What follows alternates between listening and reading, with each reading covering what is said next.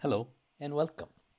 In this short video, I want to go over a few interactives, specifically OpenSteadyDevices interactives. The difference between interactives and test step is that a test step can help you analyze a problem very deeply, very thoroughly, whereas an interactive is meant for exploring when you're learning about a device. So let's go and check out a few of them. And for this particular video, we'll go over OpenSteadyDevices, which are part of the system simulations. So to get started, we click here, and it shows a number of devices that you can explore.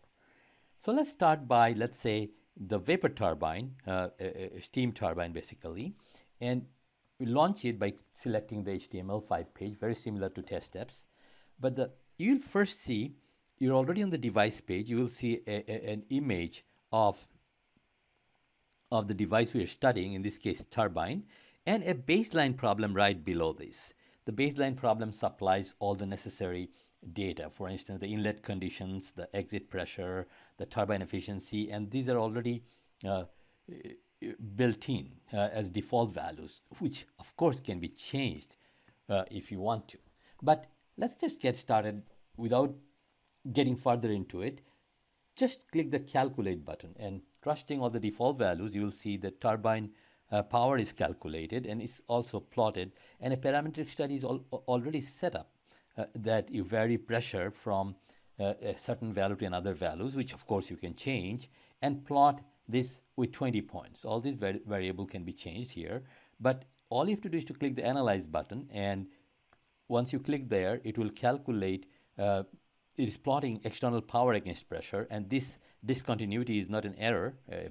You can see that you have to really understand turbine well, the nature of PC model well, to understand why this discontinuity is there.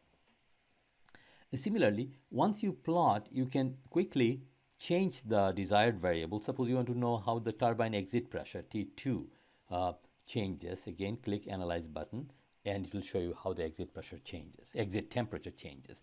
Or you can look at the impact of the inlet temperature on external work, and you can say, I want to, different number of points, etc. You can change that and plot that. If you want to change the default conditions, suppose efficiency is 85% here, or you click here, you can put a new value if you want. And you can go to the state panel. Again, if you click here, the calculate button, it shows you the inlet and exit states and the isentropic exit state on this TS diagram. And of course, just like property exploration, this should be a familiar diagram to you. We can change this default condition of the inlet or exit, and then come back to the vapor turbine and click the calculate button to redo the baseline case, and then proceed with the analysis. That is, when you click the analyze button, the parametric study, graphical parametric study shows up. So just like this vapor turbine, suppose you go back to the OpenSteady device, you can see many other devices. Suppose we want to explore a gas nozzle. You click there, come here, and again the nozzle is shown, and here is the baseline case.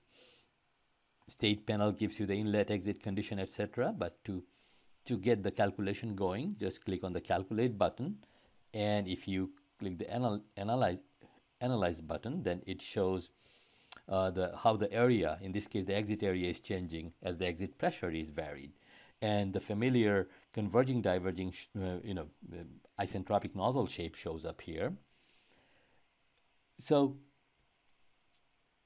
once you change the inlet or exit condition, by the way, then the parameter that you can vary will be dynamically adjusted, and a reasonable limit will immediately picked up. But of course, all this you can change yourself. Suppose the limit of the parametric study or what variable you want to plot, you can dynamically change and explore a device in many different ways. So I'll leave it up to you to go through all these different OpenSteady devices that are already part of this interactive family.